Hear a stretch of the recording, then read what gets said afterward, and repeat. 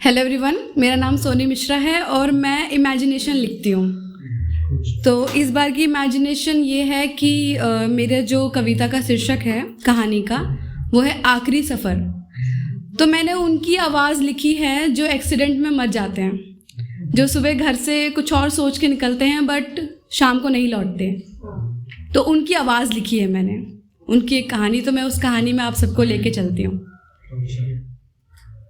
बाकी दिनों की तरह वो दिन भी आम था। टेबल पे मेरा ब्रेकफास्ट और दूसरी ओर ऑफिस का सामान था, और आती हुई एक मीठी सी आवाज़, एक दिन हमारे साथ भी बिता लो, ऐसी भी क्या मजबूरी है।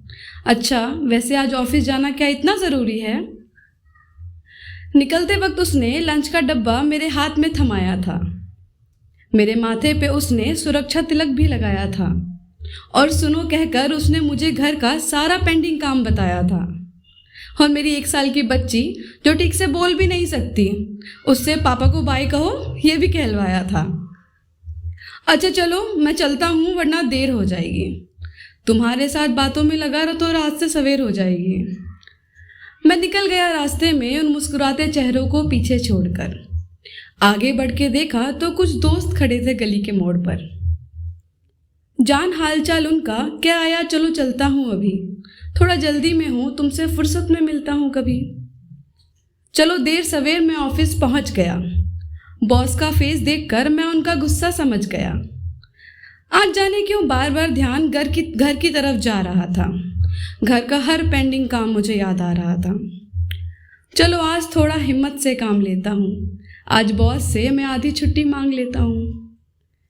तो चल दिए हम घर की ओर। रोड पे मचा था बस शोर ही शोर।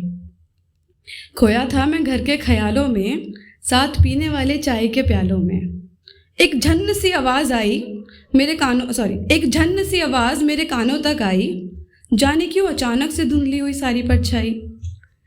कहीं दूर शायद कोई गाड़ी से गिर गया, लगता है फिर किसी का घर उजड़ गया। इसे दुनिया की रीत समझ मैं आगे को चल दिया। चलो जैसे तैसे मैं घर पहुंच गया। अरे ये क्या, जिन हंसते चेहरों को मैं पीछे छोड़ गया था, उन चेहरों पर उदासी चढ़ी थी। थोड़ा और करीब जाके देखा तो वहाँ मेरी ही लाश पड़ी थी। ये नज़ारा देख मैं अंदर से घबरा रहा था। अच्छा तो वो मैं ही था जो रोड पे जिंदगी की भीख से फड़फड़ा रहा था। हे भगवान, तूने ये क्या कर दिया। मेरा खुशियों से भरा घर तूने मातम में बदल दिया। मैंने तो कभी तुझसे अपने परिवार से बढ़कर कुछ नहीं मांगा था। तुझ पर तो आंख बंद करके भरोसा था ना मुझे, और तूने मेरे साथ ही छल किया। मेरा बूढ़ा पिता अपने जवान बेटे की मौत को कैसे देख पाएगा। क्या ही उम्मीद करूँ तुझसे, इस नुकसान की भरपाई तो तू भी नहीं कर पाएगा। हाय ये क्या से क्या हो गया। अभी तो बहुत जिम्मेदारियां निभानी थी और मैं अलविदा हो गया। कितनी चीखें गुहार लगाते रहे सब, और मैं खुद ही कब्र में अनसुना कर सो गया। Thank you so much.